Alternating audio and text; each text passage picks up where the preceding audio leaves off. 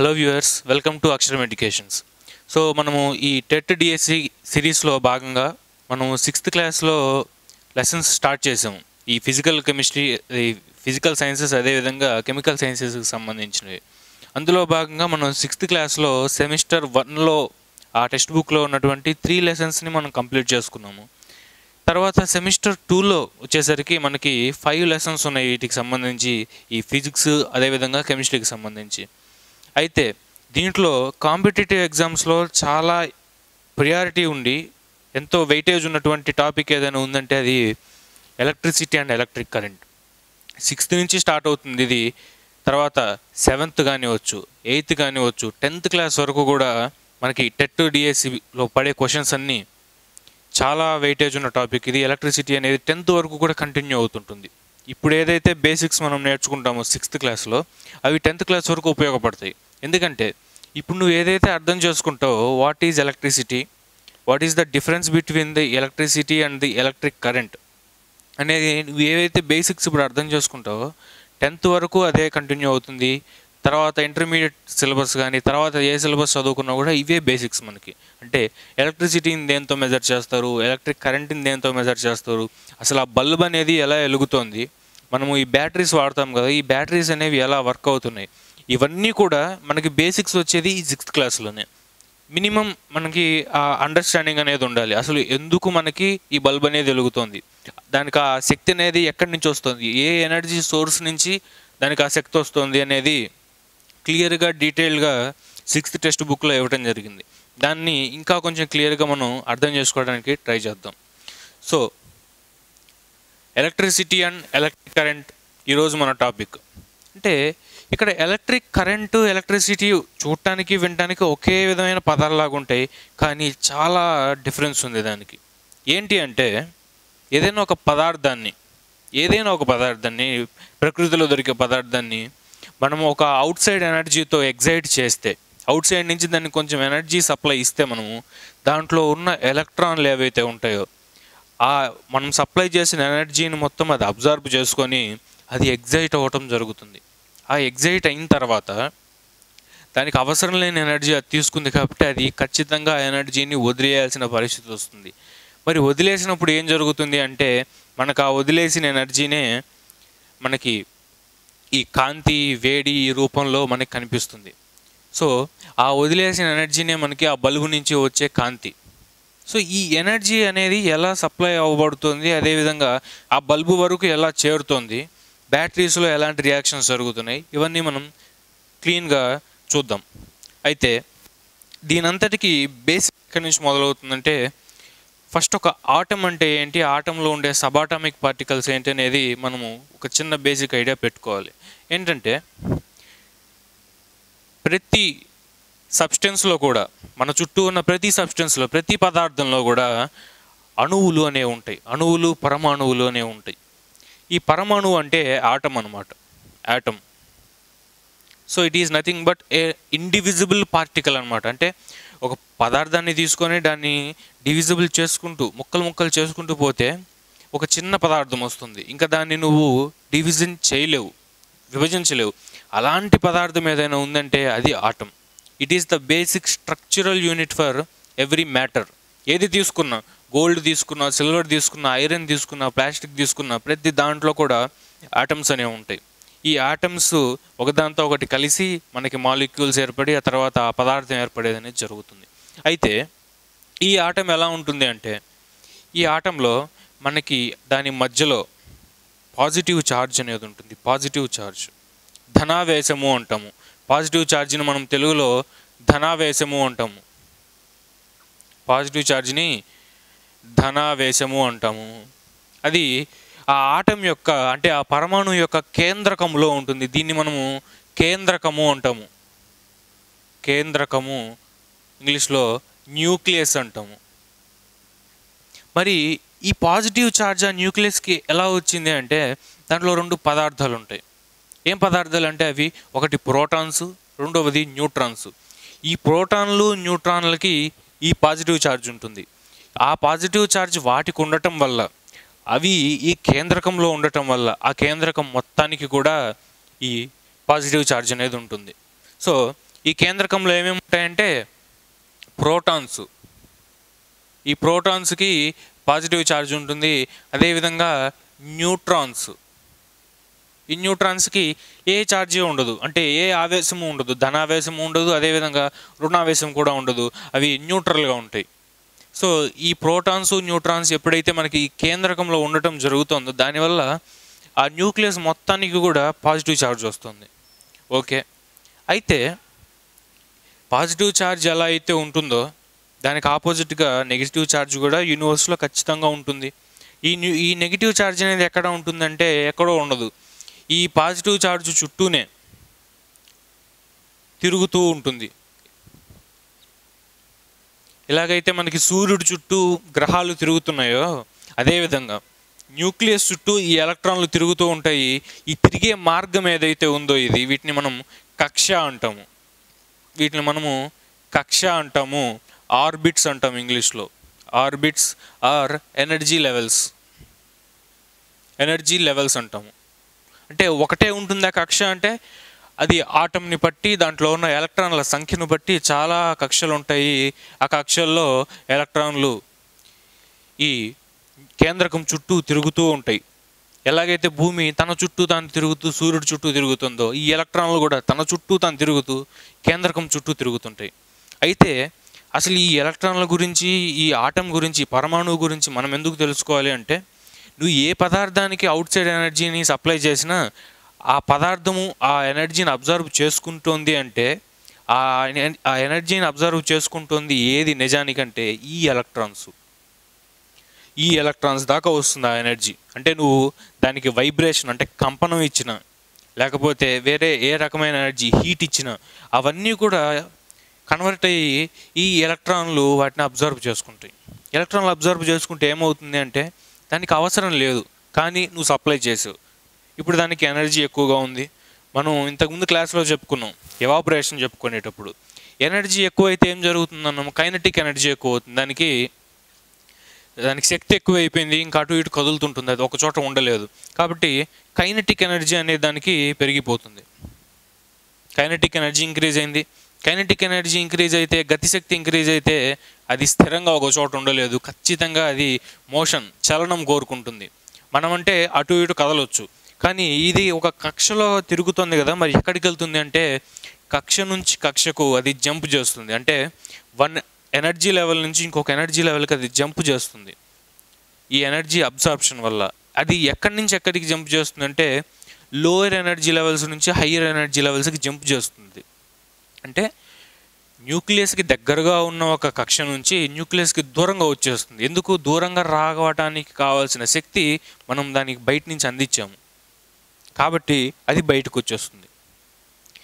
ఈ విధంగా ఎలక్ట్రాన్స్ అనేవి ఆటమ్స్లో కదులుతూ ఉంటాయి, పైకి కిందికి. ఎలక్ట్రాన్ ఎనర్జీని అబ్జర్వ్ చేసుకోవటం, పైకి వెళ్ళటం, దానికి అవసరం లేని ఎనర్జీని మళ్ళీ బయటికి కాంతి రూపంలో, వేడి రూపంలో ఇచ్చేయటం, మళ్ళీ కిందికి రావడం, ఇట్లా జరుగుతూ ఉంటుంది.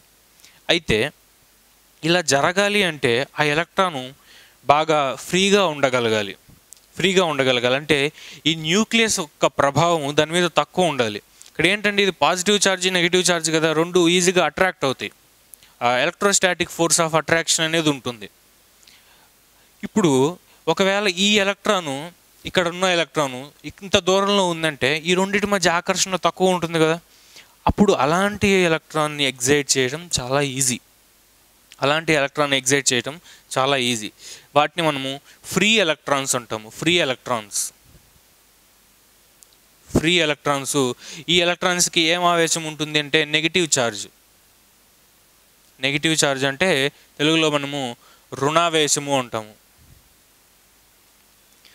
సో ఈ ఫ్రీ ఎలక్ట్రాన్స్ ఎప్పుడైతే నువ్వు ఎనర్జీ సప్లై చేసావో ఆ సప్లై చేసిన ఎనర్జీని తీసుకొని కైనెటిక్ ఎనర్జీ పెంచుకొని కదిలిపోతూ ఉంటాయి ముందుకలా. అలా కదిలిపోతూ ఉండటాన్ని ఏమంటామంటే ద ఫ్లో ఆఫ్ ఎలక్ట్రాన్స్ని ఏమంటామంటే ఎలక్ట్రిక్ కరెంట్ అంటాం. ఇప్పుడు ఈ ఆటంలో ఉంది, ఈ ఆటంలోంచి కదిలింది, నెక్స్ట్ ఇంకొక ఆటంలో కదులుతుంది, అలా ఒకదానికొకటి ఇట్లా ట్రాన్స్ఫర్ ఇచ్చుకుంటూ పోతుంటాయి ముందుకలా. ఒకదాని ఎనర్జీని ఇంకొక దానికి సప్లై చేసుకుంటూ ముందుకెళ్తూ ఉంటాయి. ఒక ఆటంలో ఉన్న ఎలక్ట్రాన్స్ ఆ ఆటంలోనే ఉంటాయి కానీ ఇంకొక దాంట్లోకి పోవు. కానీ దీని ఎనర్జీని ఇంకొక ఆటంలోని ఎలక్ట్రాన్స్కి, దాని ఎనర్జీని ఇంకొక ఆటంలోని ఎలక్ట్రాన్స్కి, ఇలా ఆ పదార్థంలో ఉన్న అణువులన్నీ ఒక మాట కూడబలుక్కున్నట్టు ఆ ఎలక్ట్రాన్స్లో ఉన్న ఎనర్జీని మొత్తం ట్రాన్స్ఫర్ చేసుకుంటూ ముందుకెళ్తాయి. ఇలా ట్రాన్స్ఫర్ చేసుకుంటూ ముందుకెళ్తున్నప్పుడు ఒక శక్తి అనేది ముందుకెళ్తుంది. ఈ శక్తి అనేది ఒక ట్రాన్స్ఫర్ అవుతుంది. ఈ ఫ్రీ మోషన్ ఆఫ్ ఎలక్ట్రాన్స్నే మనం ఏమంటామంటే ఎలక్ట్రిక్ కరెంట్ అంటాము. దాన్ని మనం ఐతో సూచిస్తాము. ఎలక్ట్రిక్ కరెంట్ అంటే free flow of electrons. Free flow of ఎలక్ట్రాన్స్నే మనం ఎలక్ట్రిక్ కరెంట్ అంటాము సింపుల్గా. Free flow of electrons. అయితే ఇప్పుడు మనం చెప్పుకున్నాం ఆ ఎలక్ట్రాన్స్ అన్నిటికీ కూడా ఒక రుణావేశం ఉంటుంది. ఆవేశం అంటే దానికి ఒక ఛార్జ్ ఉంటుంది.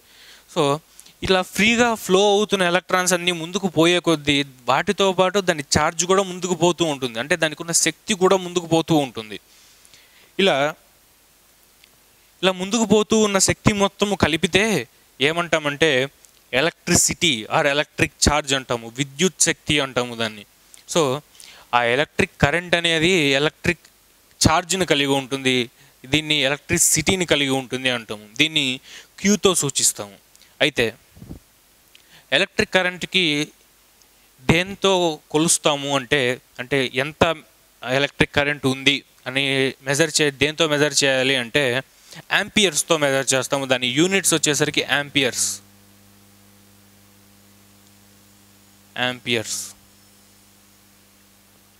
అదేవిధంగా ఎలక్ట్రిక్ ఛార్జ్ విషయానికి వచ్చేసరికి వీటి యూనిట్స్ వచ్చేసరికి కులూమ్స్.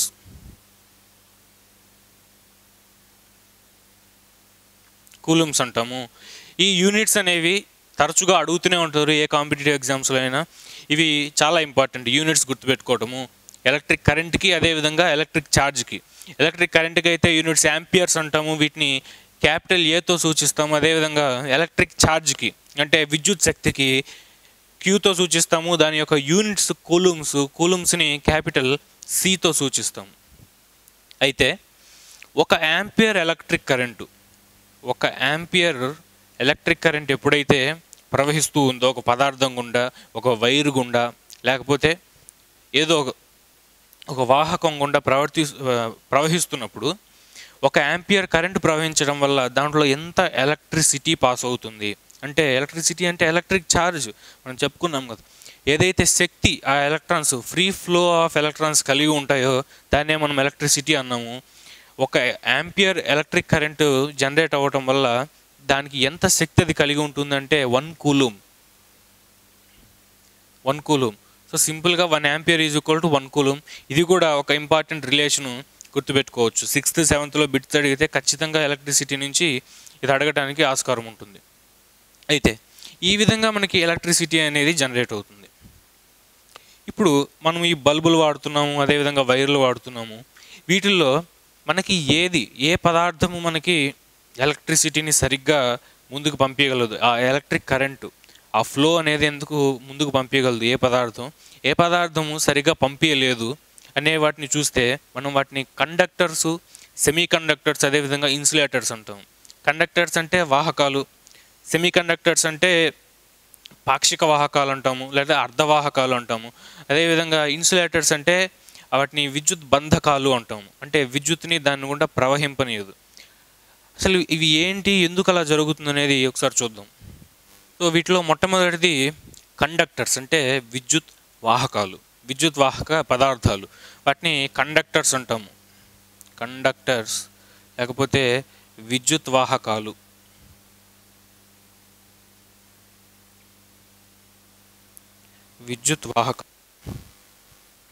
ఈ విద్యుత్ వాహకాలు ఏంటంటే, మనము ఎలక్ట్రిక్ కరెంట్ అంటే ఏం చెప్పుకున్నాం, free flow of electrons.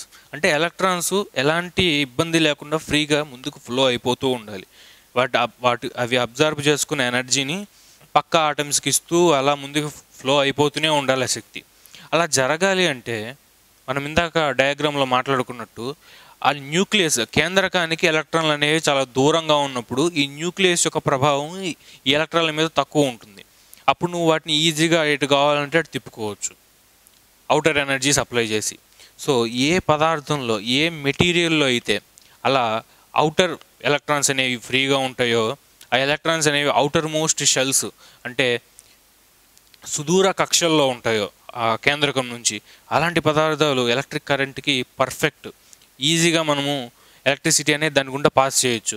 So conductors are nothing but these are the materials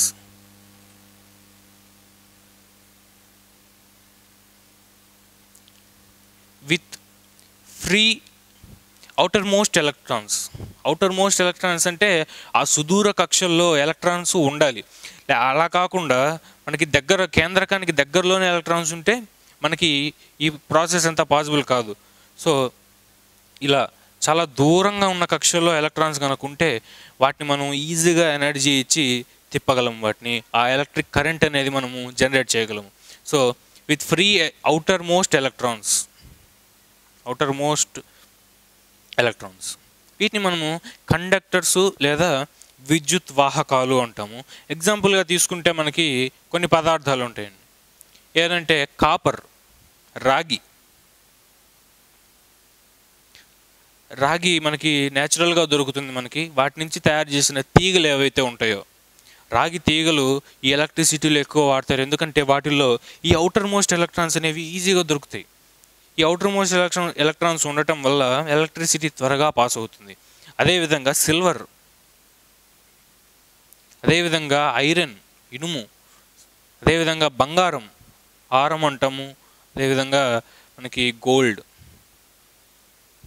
ఇలాంటి మెటల్స్ అన్నింటిలో కూడా ఈ ఎలక్ట్రిక్ కరెంట్ అనేది చాలా ఫాస్ట్గా ఫ్లో అవుతుంది, ముందుకి ఈజీగా ఫ్లో అవుతుంది. వీటిని మనము కండక్టర్స్ లేదా విద్యుత్ వాహకాలు అంటారు. ఈ కండక్టర్స్ కలిగి ఉన్న క్యారెక్టరిస్టిక్ని, అది ఫాలో అయ్యే ధర్మాన్ని ఏమంటామంటే కండక్టెన్స్ అంటాము. అంటే విద్యుత్ వాహకత అంటాము. కండక్టెన్స్ దాన్ని క్యాపిటల్ జీతో సూచిస్తాము. కండక్టెన్స్ని తెలుగులో విద్యుత్ వాహకత అంటాము.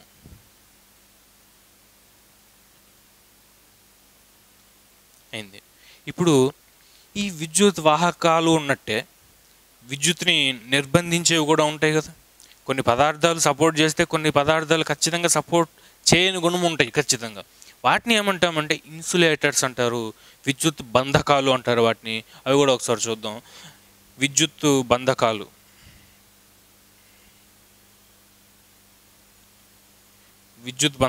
లేదా ఇన్సులేటర్స్ అంటాము. వీటిల్లో దీనికి డెడ్ ఆపోజిట్ సీన్ ఉంటుంది. ఇక్కడ ఏంటంటే ఈ అవుటర్ మోస్ట్ షెల్స్లో ఎలక్ట్రాన్స్ ఉండవు. ఎలక్ట్రాన్స్ ఎక్కడ ఉంటాయంటే ఈ దగ్గరలో ఉంటాయి. ఒకటో షెల్లో, రెండో షెల్లో, లేకపోతే మూడో కక్షలోనూ ఉంటాయి. అంత దగ్గరగా ఉన్న ఎలక్ట్రాన్స్ని మనం ఏం చేయలేం, ఎందుకంటే కేంద్రకానికి చాలా బలంగా ఆకర్షితమై ఉంటాయి కదా. కాబట్టి నువ్వు అవుటర్ ఎనర్జీని నువ్వు సప్లై చేసినా కూడా, బయట నుంచి ఎనర్జీని సప్లై చేసినప్పటికీ వాటిని నువ్వు అంత ఈజీగా ఎగ్జైట్ చేయటం అనేది కుదరదు. కాబట్టి దీని గుండా ఎలక్ట్రిసిటీ అనేది ప్రవహించదు, ఎలక్ట్రిక్ కరెంట్ అనేది ప్రవహించదు. అలాంటి మెటీరియల్స్ మనం ఏమంటామంటే ఇన్సులేటర్స్ లేకపోతే విద్యుత్ బంధకాలు అంటాము. ఆ ఫినామినా, దానికి ఉన్న ఆ తత్వాన్ని ఏమంటామంటే బంధకత్వము లేకపోతే ఇన్సులేషన్ అంటాము. ఇంగ్లీష్లో ఇన్సులేషన్ లేకపోతే విద్యుత్ బంధకత అని అంటాం. వీటికి ఎగ్జాంపుల్స్ తీసుకుంటే మనకి రబ్బర్ ఒక విద్యుత్ బంధకము, అదేవిధంగా చెక్క ఒక విద్యుత్ బంధకము, అదేవిధంగా పేపర్, ఇవన్నీ కూడా విద్యుత్తుని తన గుండా ప్రసరింపనీయవు. సో కండక్టర్స్ చూసాం, ఇన్సులేటర్స్ చూసాం. ఇలాగే మనకి ఈ రెండింటికి మధ్యస్థంగా ఉండేది కొన్ని పదార్థాలు ఉంటాయి. వాటిని సెమీ కండక్టర్స్ అంటారు, అంటే అర్ధవాహకాల పని ఏంటంటే మరి ఇంత ఫ్రీ అవుటర్ మోస్ట్ ఎలక్ట్రాన్స్ ఉండవు, అదేవిధంగా మరి ఇన్సులేటర్స్లో ఉన్నట్టు క్లోజ్గా కూడా ఉండవు, ఒక మధ్యస్థంగా ఉంటాయి. వాటిలో ఎలక్ట్రిసిటీ అనేది మధ్యస్థంగానే ఫ్లో అవుతుంది. సో వాటిని ఏమంటారంటే సెమీ కండక్టర్స్ అంటాము. సెమీ కండక్టర్స్ని అర్ధవాహకాలు అంటాము. సో వీటికి ఎగ్జాంపుల్ కనుక తీసుకున్నట్లయితే మనము సిలికాన్, జర్మేనియం, అదేవిధంగా గ్యాలియం, ఈ మూడు కూడా చాలా ఇంపార్టెంట్. అర్ధవాహకాలు ఎగ్జాంపుల్స్ ఖచ్చితంగా అడుగుతారు. ఈ కింది వాటిలో ఏది అర్ధవాహకము ఏది వాహకము అని అడిగే క్వశ్చన్స్లో ఖచ్చితంగా ఈ మూడు ఆప్షన్స్ అనేవి ఉండటం చూస్తూ ఉంటాం మనం. ఎందుకంటే అర్ధవాహకాలకి వెరీ వెల్ నోన్ ఎగ్జాంపుల్స్ ఇవి. అయితే వాహకాలు బాగున్నాయి, అర్ధవాహకాలు బాగున్నాయి, ఇన్సులేటర్స్ బాగున్నాయి. అసలు ఇదంతా కాదు, మనకి ఆ సప్లై చేసే అవుటర్ ఎనర్జీ నువ్వు ఏం సప్లై చేస్తావు. ఒక బల్బ్ వెలగాలంటే, ఎలక్ట్రిసిటీ పాస్ కావాలంటే ఆ ఎలక్ట్రిసిటీకి కావాల్సిన ఫినామినాన్ మనం చూసాం, ఏ విధంగా జరుగుతుందనేది చూసాం. అదేవిధంగా వాటికి కావాల్సిన వాహకాలు దేని ద్వారా ఎలక్ట్రిసిటీ పంపిస్తామనేది చూసాం, అన్నీ చూసాం. అయితే అసలు ఆ ఎనర్జీని ఎక్కడి నుంచి సప్లై చేస్తాం మనం? ఆ బల్బ్ వెలగడానికి ఎక్కడి నుంచి సప్లై చేస్తామంటే చాలా సోర్సెస్ ఉన్నాయి, మనకి చాలా పద్ధతులు ఉన్నాయి. ఆ పద్ధతులు ఒకసారి చూద్దాము. థర్మల్ విద్యుత్ అని, అదేవిధంగా విండ్ పవర్ ప్లాంట్స్ ఉంటాయి మనకి, అదేవిధంగా న్యూక్లియర్ పవర్ ప్లాంట్స్ ఉంటాయి. వీటన్నిటి నుంచి కూడా మనం ఎలక్ట్రిసిటీని జనరేట్ చేయడం జరుగుతుంది. వాటిలో 1 by 1 చూద్దాం.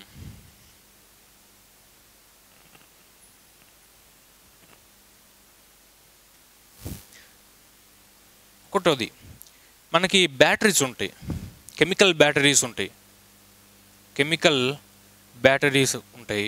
వీటిని మనము రసాయన ఘటాలతో తయారైన బ్యాటరీస్ అంటాం. రసాయనాలు ఉంటాయి వాటిల్లో.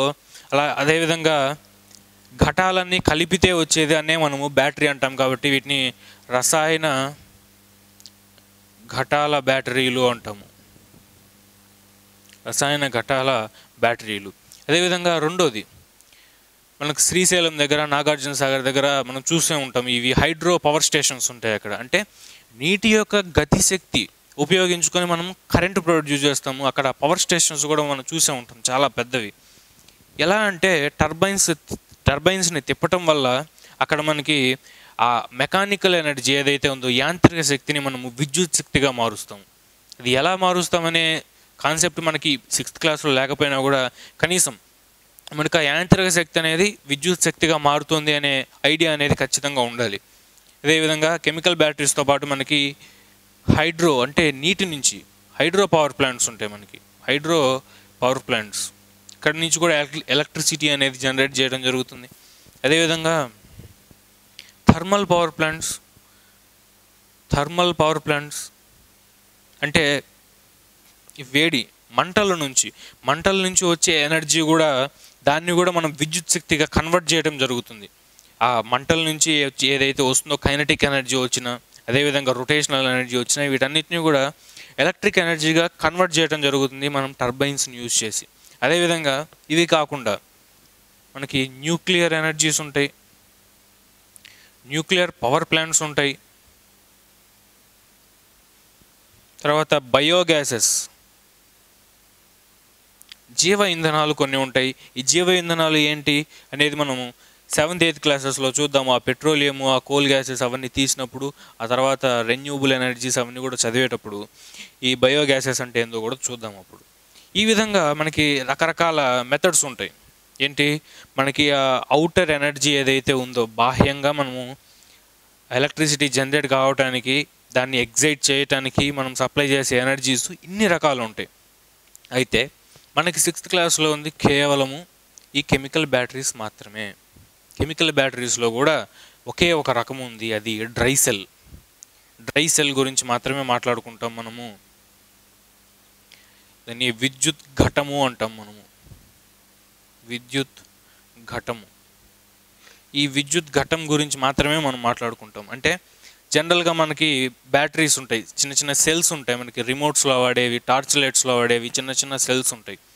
ఆ చిన్న సెల్ నుంచి ఒక చిన్న బల్బ్ ఎలా వెలుగుతుంది, దానికి ఎలా కనెక్షన్స్ మనం ఇస్తాము, అదేవిధంగా ఆ సెల్ యొక్క స్ట్రక్చర్ ఏంటి, దాంట్లో జరిగే కెమికల్ రియాక్షన్ ఏంటి, ఇంతవరకే మనకి 6th క్లాస్లో ఉండటం జరిగింది. దాన్ని మనము క్లియర్గా కాంపిటేటివ్ ఎగ్జామ్ లెవెల్లో చూద్దాము. ఇంకా మనకి డ్రై సెల్ గురించి ఏదైనా క్వశ్చన్ పడితే మనం క్లియర్గా ఆన్సర్ చేసే లెవెల్లో ఉండాలి. అదేవిధంగా ఈ హైడ్రో పవర్ ప్లాంట్స్ ఇవన్నీ కూడా మనం నెక్స్ట్ క్లాసెస్లో డిస్కస్ చేసుకోవచ్చు. అయితే డ్రై సెల్ ఆర్ విద్యుత్ ఘటము, దీని గురించి చూద్దాం ఇప్పుడు. సో మొట్టమొదట మనకి 1886వ సంవత్సరంలో జార్జ్ లెక్లాంచ్ అనే ఒక సైంటిస్ట్, ఎలక్ట్రోకెమిస్ట్ అనే ఆయన, జార్జ్ లెక్లాంచ్ అనే ఆయన ఈ సెల్ అనేది కనుక్కోవడం జరిగింది. ఎలా అంటే విద్యుత్ విశ్లేష పదార్థాలు అని ఉంటాయి. విద్యుత్ విశ్లేష పదార్థాలు,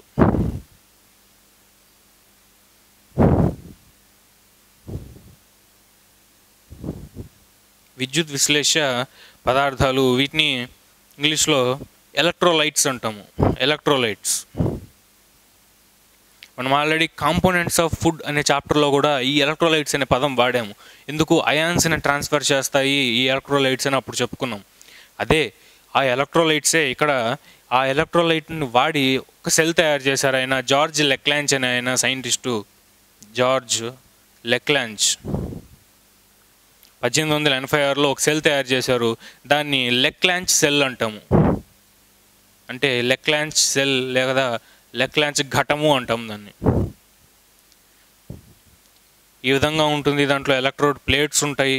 అదేవిధంగా దాంట్లో ఎలక్ట్రోలైట్ సొల్యూషన్ ఉంటుంది. దాంట్లో ఎలక్ట్రోలైట్ సొల్యూషన్ నుంచి ఒక బల్బుకి కనెక్ట్ చేయటం జరుగుతుంది.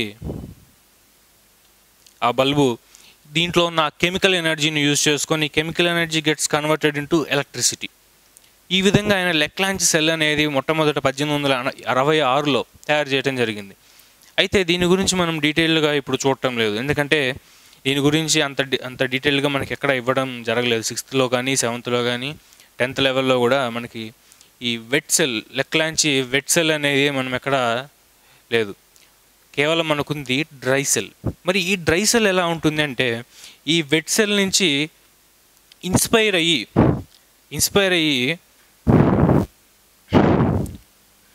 కార్ల్ గాసన్ అనే ఆయన 1888లో ఈ డ్రై సెల్ని ఇన్వెంట్ చేయడం జరిగింది. డ్రై సెల్ని దీన్ని ఇన్స్పైరింగ్గా తీసుకుని డ్రై సెల్ని 1888లో ఇన్వెంట్ చేశారు. అది ఏ విధంగా ఉంటుంది, దాని స్ట్రక్చర్ ఏంటి, దాని నుంచి మనకి బల్బ్ ఎలా వెలుగుతుంది అనేది ఒకసారి చూద్దాం. మనం రిమోట్లో యూజ్ చేసే బ్యాటరీస్ కానీ, టార్చ్ లైట్లో యూజ్ చేసే బ్యాటరీస్ కానీ సెల్స్ ఈ విధంగా ఉంటాయి. ఇది అవుటర్ స్ట్రక్చరు, లోపల ఈ విధంగా స్ట్రక్చర్ ఉంటుంది. దీన్ని మనము డ్రై సెల్ అంటాము. డ్రై సెల్ అంటే విద్యుత్ ఘటము. సరే, విద్యుత్ ఘటము అన్నాము. అయితే దీంట్లో పార్ట్స్ ఏంటి, దీంట్లో భాగాలు ఒకసారి చూస్తే ఈ బయట వైపు ఏదైతే ఉంటుందో కవరింగ్, దీన్ని యానోడ్ అంటాము. యానోడ్ దీన్ని దేంతో తయారు చేయబడుతుందంటే జింక్ ఎలిమెంట్తో తయారు చేసిన ప్లేటుతో దీన్ని తయారు చేస్తారు, జింక్ ప్లేటుతో. సో మనకి బయటికి కనిపించేది ఏంటి అంటే అది జింక్ ప్లేటు. దాని మీద వీళ్ళు దాని పేరు రాసుకుంటారు బ్యాటరీస్వి. దీన్ని యానోడ్ జింక్ ప్లేట్ అంటాము.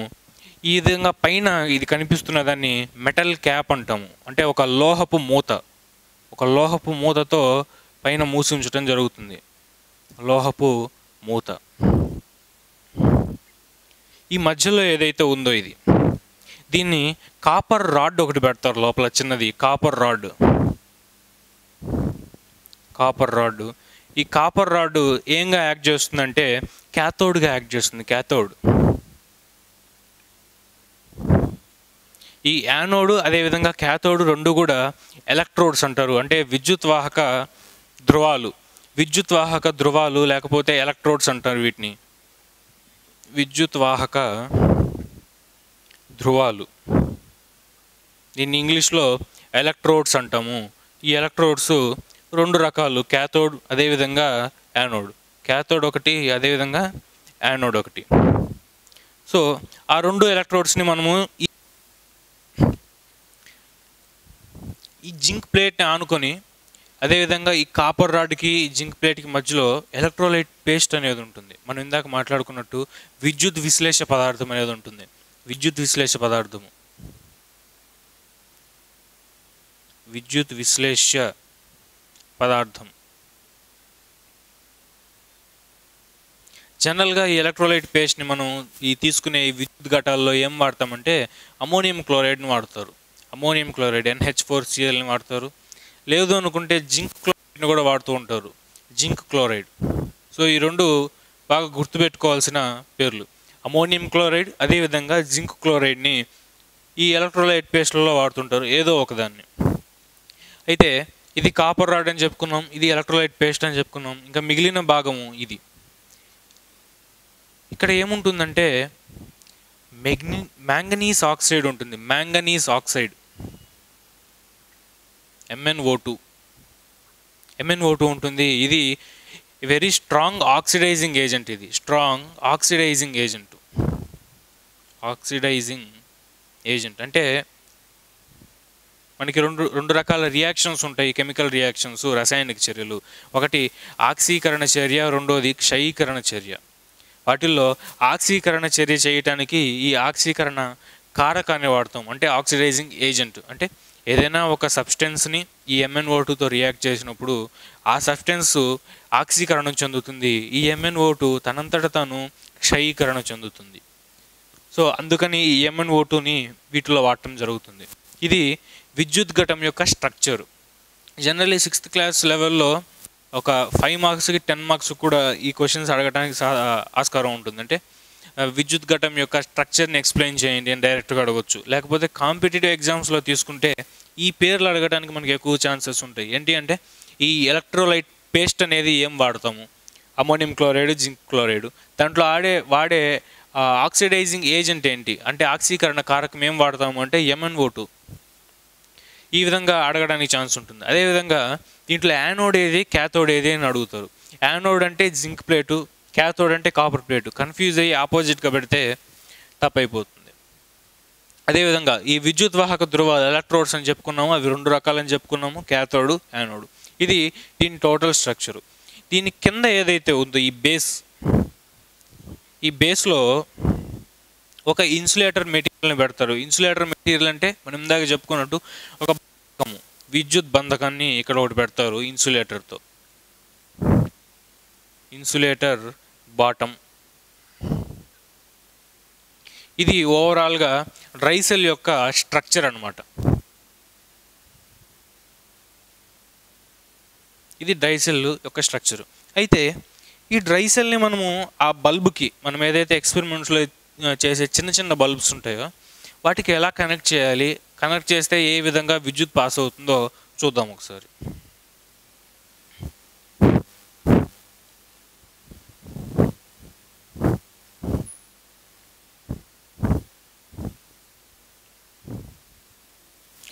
మొదట మనం ఈ డ్రై సెల్ అనేది ఒకటి తీసుకుంటాం. డ్రై సెల్ తీసుకున్న తర్వాత ఇలా దీని మెటల్ క్యాప్ ఇలా ఉంటుంది. ఆ మెటల్ క్యాప్ అనేది జనరల్గా మనకి పాజిటివ్ ఎలక్ట్రోడ్ అండి. Positive electrode. క్యాథోడ్ అన్నాం కదా, క్యాథోడ్ అంటే మనకి ఇక్కడ పాజిటివ్ ఎలక్ట్రోడ్. ఈ పాజిటివ్ ఎలక్ట్రోడ్ మనం ఇక్కడ క్యాథోడ్ అంటున్నాం. అదేవిధంగా ఈ జింక్ ప్లేట్ ఉంది మొత్తం, ఏదైతే ఉందో ఇదంతా కూడా మనకి జింక్ ప్లేట్తో తయారైంది కాబట్టి ఇదంతా మనకి నెగిటివ్ ఎలక్ట్రోడ్గా పనిచేస్తుంది. దాన్ని మనమే యానోడ్ అంటున్నాము. యానోడ్. ఈ విధంగా బ్యాటరీ ఉంటుంది. ఇప్పుడు ఈ బ్యాటరీని మనం ఏం చేస్తామంటే అలా ఉంచి ఒక బల్బుని తీసుకుంటాం. ఒక బల్బు ఇలా ఉంటుంది. బల్బు దాని లోపల ఒక స్ట్రిప్కి పైన ఒక టంగ్స్టన్ ఫిలమెంట్ అనేది ఒకటి ఉంటుంది. టంగ్స్టన్ ఫిలమెంట్ ఉంటుంది. దానికి 2 బలమైన వైర్లు ఇట్లా కనెక్ట్ చేయబడి ఉంటాయి. 2 బలమైన వైర్స్.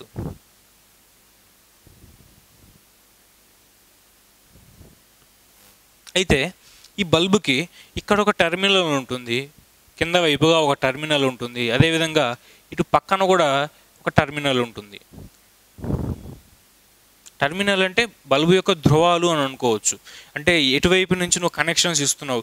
ఇంటికి నీళ్లు వచ్చే పైప్ లైన్ ఒక దారి ఉంటుంది, బయటికి పోవడానికి ఒక దారి ఉంటుంది. అదేవిధంగా విద్యుత్ దీంట్లోకి రావడానికి, దీంట్లోంచి బయటికి పోవడానికి 2 దారులు ఏవైతే ఉన్నాయో వాటిని ఆ బల్బు యొక్క మనము టెర్మినల్స్ అంటున్నాం. ఇట్లా 2 టెర్మినల్స్ ఉంటాయి. ఒక వైర్ ఏమో ఒక టెర్మినల్ నుంచి టంగ్స్టన్ ఫిలమెంట్కి వెళ్తుంది, ఇంకో వైర్ ఏమో ఆ టంగ్స్టన్ ఫిలమెంట్ నుంచి ఈ టెర్మినల్ కిందికి టెర్మినల్కి వచ్చేస్తుంది. ఇలా వైరు. ఈ విధంగా ఆ బల్బు యొక్క స్ట్రక్చర్ ఈ విధంగా ఉంటుంది. అదేమో డ్రై సెల్ యొక్క స్ట్రక్చరు, ఇదేమో ఆ చిన్న బల్బు యొక్క స్ట్రక్చరు.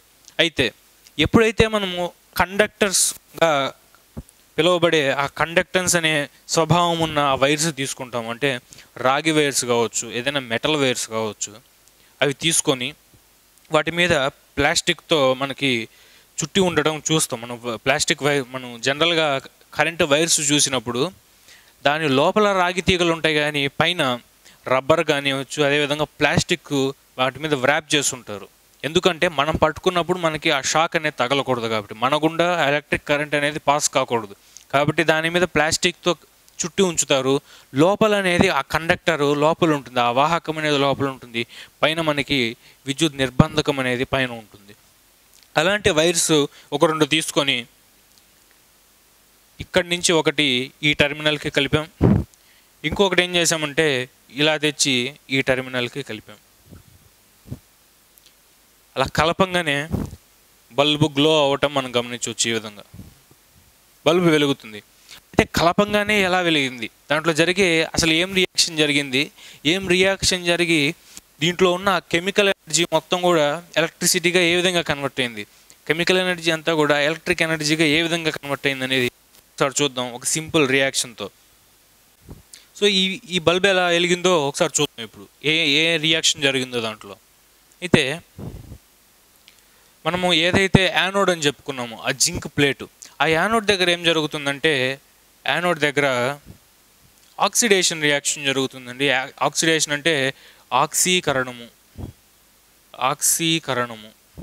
ఇది జరుగుతుంది.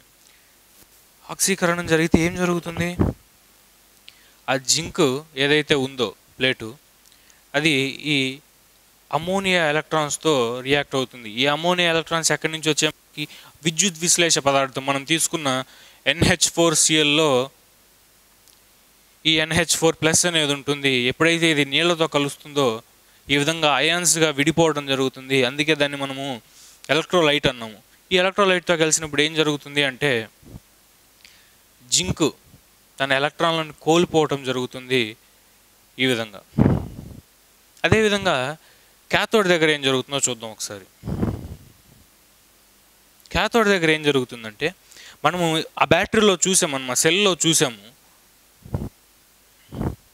ఈ కాపర్ రాడ్ చుట్టూ మనము ఈ మ్యాంగనీస్ డయాక్సైడ్ అనేది చూసాం, MnO2 పౌడర్ అనేది. ఇది నల్ల రంగులో ఉండే పౌడర్, ఇది black coloured MnO2 powder, black coloured MnO2 powder. ఇది ఏం చేస్తుందంటే, ఈ MnO2 పౌడరు ఈ అమోనియంతో రియాక్ట్ అవుతుంది, అదేవిధంగా ఎలక్ట్రాన్స్తో రియాక్ట్ అవుతుంది. ఇక్కడ ఏవైతే ఎలక్ట్రాన్స్ రిలీజ్ అయ్యాయో ఆ ఎలక్ట్రాన్స్ ఇలా పాస్ అవుతాయి. ఈ జింక్ ప్లేట్ నుంచి రిలీజ్ అయిన ఎలక్ట్రాన్స్ నువ్వు ఎప్పుడైతే వైర్ కలిపావో అవి ఇలా పాస్ అవుతూ ఈ టెర్మినల్ దగ్గరకు వచ్చి, ఈ టెర్మినల్లో నుంచి ఈ వైర్ ద్వారా ఫిలమెంట్ దగ్గరికి వెళ్తాయి. ఇది టంగ్స్టన్తో ఏర్పడిన ఫిలమెంట్, టంగ్స్టన్ ఫిలమెంట్. సో ఆ బల్బులో ఉన్న ఫిలమెంట్ దగ్గరికి ఈ ఎలక్ట్రాన్స్ ఇలా పాస్ అవుతున్నాయి. ఎలక్ట్రాన్స్ పాస్ అవుతున్నాయి అంటే దాని అర్థం ఎలక్ట్రిక్ కరెంట్ పాస్ అవుతుందని అర్థం. సో ఎలక్ట్రిక్ కరెంటు దాంతోపాటు ఉన్న ఎలక్ట్రిక్ ఛార్జ్, ఎలక్ట్రిసిటీని తీసుకొని వచ్చి దీనికి అందించింది ఈ ఫిలమెంట్కి. ఫిలమెంట్కి అందించగానే ఏమవుతుంది, అది కూడా ఒక పదార్థమే. ఆ టంగ్స్టన్ అనేది ఒక పదార్థం. ఆ పదార్థానికి నువ్వు ఈ ఎలక్ట్రిక్ కరెంట్ అనే శక్తిని నువ్వు ఇప్పుడు అందించావు. అది అందించగానే ఏం జరుగుతుంది, యాజ్ యూజువల్గా ఎలక్ట్రాన్స్ ఎగ్జైట్ అవుతాయి. ఎలక్ట్రాన్స్ ఎగ్జైట్ అయిపోయి హై ఎనర్జీ లెవెల్స్లో ఉండలేక లో ఎనర్జీ లెవెల్స్కి వచ్చేస్తాయి స్టెబిలిటీ కోసం. ఎందుకంటే ఏ పదార్థమైనా దాని అల్టిమేట్ గోల్ అనేది ఏంటంటే స్టెబిలిటీ. కాబట్టి ఆ స్టెబిలిటీ కోసం మళ్ళీ వెనక్కి వచ్చేస్తాయి. ఈ వెనక్కి వచ్చే క్రమంలో అంటే ఇక్కడ ఉండాల్సిన ఎలక్ట్రాను ఎనర్జీ తీసుకొని ఇంత పైకి వెళ్ళిపోయింది, అక్కడ అదే అన్స్టేబుల్గా ఉంటుంది. అన్స్టేబుల్గా ఉండటం వల్ల వెంటనే అక్కడి నుంచి కిందికి వచ్చేస్తుంది. ఇట్లా కిందికి వచ్చే క్రమంలో అదేం చేస్తుందంటే హీట్, ఉష్ణాన్ని, అదేవిధంగా లైట్, కాంతిని ఇస్తుంది. కాంతిని అదేవిధంగా ఉష్ణాన్ని ఇస్తుంది. అందుకే మనకి ఈ ఫిలమెంట్ బల్బ్ ఏదైతే ఉంటుందో అది తాకినప్పుడు మనకి అది వేడిగా ఉండటం గమనించవచ్చు. ఎందుకు అంటే ఈ విధంగా అవి కిందికి వచ్చేసేటప్పుడు ఎలక్ట్రాన్స్ డీఎగ్జైట్ అవుతున్నప్పుడు ఆ హీట్ అదేవిధంగా లైట్ని రిలీజ్ చేయడం జరుగుతుంది. లైట్ మనకి కంటికి కనిపిస్తుంది. హీట్ అనేది మనము ఆ బల్బు ఆపేసిన కాసేపిన తర్వాత మనం తాకితే అది వేడిగా ఉండటం మనం గమనించవచ్చు. ఈ విధంగా ఆ బల్బు వెలుగుతుంది. బల్బు అలా వెలిగిన తర్వాత ఆ ఎలక్ట్రాన్స్ అన్నీ కూడా అలానే అక్కడే ఉండిపోవు. ఈ ఎలక్ట్రిక్ కరెంట్ అనేది ఏదైతే పాస్ అయిందో అది అక్కడే ఉండిపోదు. ఆ శక్తి ఇలా మళ్ళీ ఈ వైరం బడి తిరిగి ఈ మెటల్ క్యాప్ దగ్గరికి చేరుకుంటాయి. అంటే జింక్ ప్లేట్ దగ్గర మొదలైన దీని ఎలక్ట్రాన్ల ప్రయాణం ఈ ఫిలమెంట్ ద్వారా ఈ టెర్మినల్ నుండి బయటకు వచ్చి ఈ మెటల్ క్యాప్ దగ్గరకు వచ్చేసింది. ఈ మెటల్ క్యాప్ దగ్గరకు వచ్చిన తర్వాత ఈ ఈ నల్లటి పౌడర్ ఏదైతే ఉందో మ్యాంగనీస్ డయాక్సైడ్, దాంతో ఈ ఎలక్ట్రాన్స్ రియాక్ట్ అవుతున్నాయి. అంటే ఇక్కడ స్టార్ట్ అయిన ఎలక్ట్రాన్స్ బయటకు వచ్చి ఇక్కడికి వచ్చాయి. అంటే ఈ ఎలక్ట్రాన్స్ పుట్టింది ఆ విద్యుత్ ఘటంలోనే, తిరిగి వచ్చేసింది మళ్ళీ ఆ విద్యుత్ ఘటంలోనే. అంటే నువ్వు ఏదైనా ఒక సిరీస్లో ఒక సర్క్యూట్ను కనెక్ట్ చేసినప్పుడు మాత్రమే, అంటే ఏదైనా ఒక వలయము దాంట్లో నువ్వు బల్బు కనెక్ట్ చేయటమో లేకపోతే ఏదైనా ఒక వాహకంతో నువ్వు ఆ సర్క్యూట్ని ఫిల్ చేసినప్పుడు మాత్రమే దీంట్లో ఆ కెమికల్ రియాక్షన్ జరగటం మనం గమనించవచ్చు. అంటే ఒక ఒక సెల్ని కానీ బ్యాటరీని కానీ ఖాళీగా అలా ఉంచితే దాంట్లో ఎలాంటి కెమికల్ రియాక్షన్ జరగదు. ఇలా యానోడ్ దగ్గర కానీ క్యాథోడ్ దగ్గర కానీ ఎలాంటి రియాక్షన్స్ జరగదు. ఎప్పుడైతే మనము వలయంలో దాన్ని బల్బుకి కనెక్ట్ చేస్తామో అప్పుడు ఈ ఎలక్ట్రాన్స్ ఫ్లో అవ్వటం ఇలా జరుగుతుంది. ఇలా ఎలక్ట్రాన్స్ ఫ్లో అవ్వటం, బల్బు వెలగటం ఇలా ఎంతసేపు జరుగుతుందంటే ఈ జింకు, ఈ అమోనియా, ఈ మ్యాంగనీస్ డయాక్సైడ్ దాంట్లో ఉన్న ఎనర్జీ మొత్తం, కెమికల్ ఎనర్జీ మొత్తం అదంతా డ్రైన్ అయిపోయే వరకు, అదంతా అయిపోయే వరకు ఈ బల్బు వెలుగుతూనే ఉంటుంది. వన్స్ దాంట్లో ఎనర్జీ అయిపోయింది అంటే బల్బు ఆగిపోవడం జరుగుతుంది. ఇప్పుడు ఈ క్యాథోడ్ దగ్గర రియాక్షన్ కంటిన్యూ చేద్దాం. ఇక్కడ Mn2O3 ఫామ్ అవుతుంది, అదేవిధంగా అమోనియా ఫామ్ అవుతుంది, వీటితో పాటు వాటర్ ఫామ్ అవుతుంది. ఇది క్యాథోడ్ దగ్గర. ఇక్కడ ఏం జరుగుతుందంటే క్షయీకరణం జరుగుతుంది. క్షయీకరణం జరుగుతుంది. దీన్ని మనము రిడక్షన్ అని కూడా అంటాము. సో ఓవరాల్గా ఈ డ్రై సెల్ దగ్గర జరిగే రియాక్షన్ ఏంటి అనే క్వశ్చన్ కనుక అడిగితే ఓవరాల్ రియాక్షన్ చూద్దాం. ఓవరాల్ రియాక్షన్ మొత్తం దీని అసలు ప్రాసెస్ ఏం జరిగి నీకు ఎనర్జీ అనేది వచ్చింది అంటే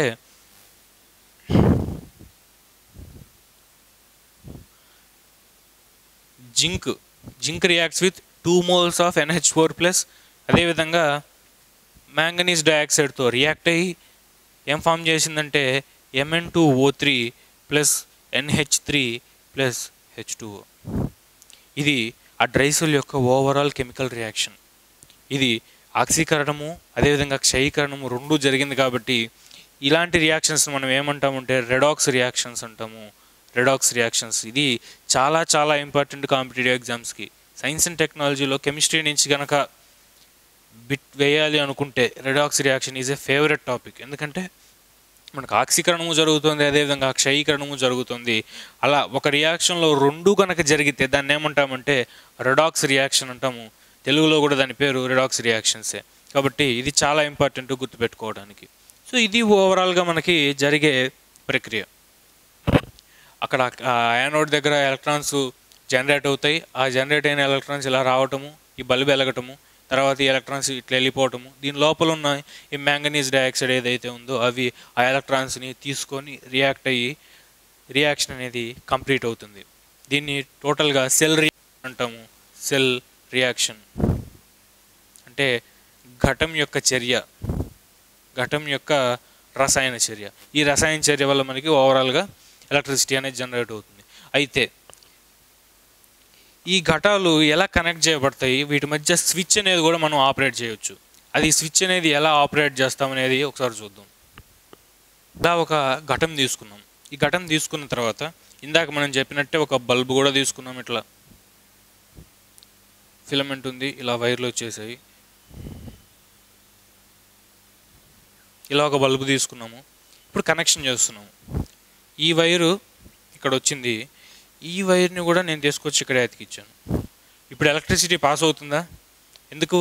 ఇక్కడ నుంచి వచ్చిన ఎలక్ట్రాన్స్ ఇలా వచ్చాయి, ఇలా వచ్చాయి, ఇలా వచ్చాయి, ఈ ఫిలమెంట్ దగ్గరికి వెళ్ళాయి. కానీ దీంట్లోంచి ఎలక్ట్రాన్స్ మళ్ళీ పాస్ కావట్లా. దీంట్లోంచి ఇటు ఎల్లో ఎలక్ట్రాన్స్ ఇంకా. అంటే నీకు ఆ సర్క్యూట్ అనేది బ్రేక్ అయింది. ఎప్పుడైతే సర్క్యూట్ బ్రేక్ అయిందో దీంట్లో ఎలాంటి కెమికల్ రియాక్షన్ జరగదు. ఇప్పుడు చూపించిన రియాక్షన్ మొత్తం ఏం జరగదు. నువ్వు బయట ఎలా పెట్టావో ఆ సెల్ని ఇలా కనెక్ట్ చేసినా కూడా అలానే ఉంటుంది, దాంట్లో రియాక్షన్ ఏం జరగదు. అదేవిధంగా ఒకవేళ ఒక సెల్ని తీసుకున్నాము, ఒక సెల్ని తీసుకొని ఈ రెండు వైర్లు తీసుకొచ్చి దీనికే కలిపినా కూడా ఎలాంటి రియాక్షన్ జరగదు. మళ్ళీ సేమ్ ఇలా ఇది ఎలాంటి కేసు, ఇది కూడా అలాంటి కేసే. ఒకవేళ మనం ఇందాక చూపించింది ఏంటి అంటే ఇలా చూపించాం. ఇలా చూపించినప్పుడు బల్బ్ వెలిగింది, ఎలక్ట్రాన్స్ ఇలా వెళ్ళాయి అని చెప్పాం. ఒకవేళ ఈ వైర్ని దీనికి, ఈ వైర్ని కింద దానికి కనెక్ట్ చేస్తే అప్పుడు వెలుగుతుందా అంటే వెలుగుతుంది. ఎందుకంటే మనకి ఇక్కడ పాజిటివ్ టెర్మినల్, నెగిటివ్ టెర్మినల్ ఉన్నాయి, కానీ బల్బులో ఆ విధంగా ఉండవు. బల్బులో 2 ద్వారాలు ఉంటాయి, కానీ వాటికి పాజిటివ్ నెగిటివ్ టెర్మినల్స్ ఏమీ ఉండవు. కాబట్టి బ్యాటరీకి సంబంధించిన 2 వైర్లు 2 వివిధమైన టెర్మినల్స్కి కలిపితే బల్బ్ అనేది వెలగడం జరుగుతుంది. ఇది అయితే నేను ఈ ఎలక్ట్రాన్స్ ప్రవహించే దారిలో ఆ వైర్ మధ్యలో నేను ఒక స్విచ్ని అమర్చాను. ఇప్పుడు ఏ విధంగా అంటే ఒక సేఫ్టీ పిన్ ఏదైతే ఉంటుందో మనకి పిన్నిస్, అలాంటిది ఒకటి తీసుకొని ఇక్కడ అమర్చడం జరిగింది. ఈ విధంగా ఇక్కడ దీనికి నేను తగిలించలేదు. ఇప్పుడు మరి ఎలక్ట్రిసిటీ పాస్ అవుతుందా, బల్బు గ్లో అవుతుందా అంటే కాదు. ఎందుకంటే ఇక్కడ సర్క్యూట్ అనేది బ్రేక్ అయిపోయింది. మనం చూడవచ్చు ఈ సర్క్యూట్ బ్రేక్ అయిపోయింది. ఈ మధ్యలో ఈ గాలి ఏదైతే ఉందో దాని గుండా మనకి ఎలక్ట్రిసిటీ పాస్ కాదు. కాబట్టి దీన్ని ఇప్పుడు ఓపెన్ సర్క్యూట్ అంటాము. తెరచిన వలయము, తెరచిన వలయము, దీన్ని మనము ఓపెన్ సర్క్యూట్ అంటాము. ఓపెన్ సర్క్యూట్లో కరెంటు ఫ్లో కాదు, బల్బు వెలగదు. కానీ ఎప్పుడైతే మనము ఈ పిన్నీస్ని ఆ వైర్కి మళ్ళీ కలుపుతామో, ఇలా కలిపామో, బల్బు గ్లో అవటం మనం చూడొచ్చు. ఎందుకు? ఆ పిన్నీస్ కూడా నీకు ఒక విద్యుత్ వాహకంగానే ప్రవర్తిస్తుంది. ఏ విధంగా అయితే కాపర్ వైర్ మనకి కండక్టర్గా ప్రవర్తించిందో ఈ పిన్నీస్ కూడా అలానే ప్రవర్తించింది. నువ్వు ఇప్పుడు సర్క్యూట్ని క్లోజ్ చేసావు, ఒకదాన్ని ఒకటి కలిపావు ఓపెన్గా ఉంచకుండా. కాబట్టి ఎలక్ట్రాన్ ఫ్లో అనేది కంటిన్యూ అవుతుంది, ఈ టెర్మినల్కి చేరుకుంటుంది. బల్బ్ వెలిగి మళ్ళీ ఈ టెర్మినల్ గుండా ఆ మ్యాంగనీస్ డయాక్సైడ్ దగ్గరికి ఆ ఎలక్ట్రాన్స్ చేరుకుంటాయి. సో దీన్ని ఏమంటామంటే క్లోజ్డ్ సర్క్యూట్ అంటాం మనము. Closed circuit.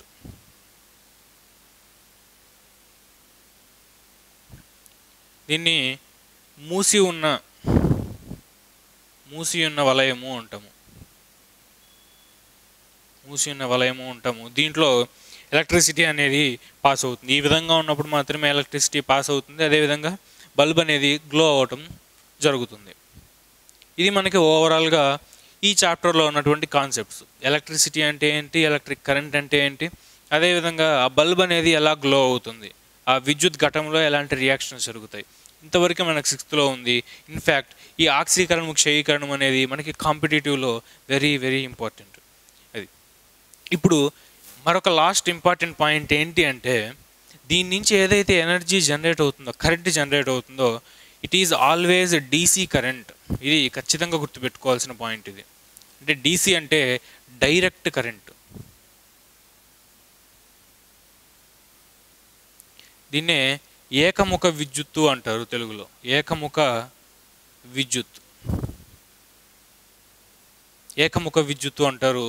ఏ బ్యాటరీని యూజ్ చేసినా, ఏ సెల్ని యూజ్ చేసినా నుంచి వచ్చే కరెంట్ ఏదైతే ఉందో it is always a DC current. ఇది కూడా కాంపిటేటివ్ ఎగ్జామ్కి చాలా ఇంపార్టెంట్ పాయింట్.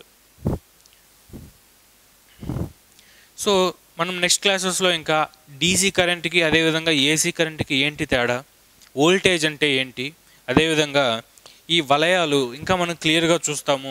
ఈ బ్యాటరీస్కి సింబల్స్ చూస్తాము.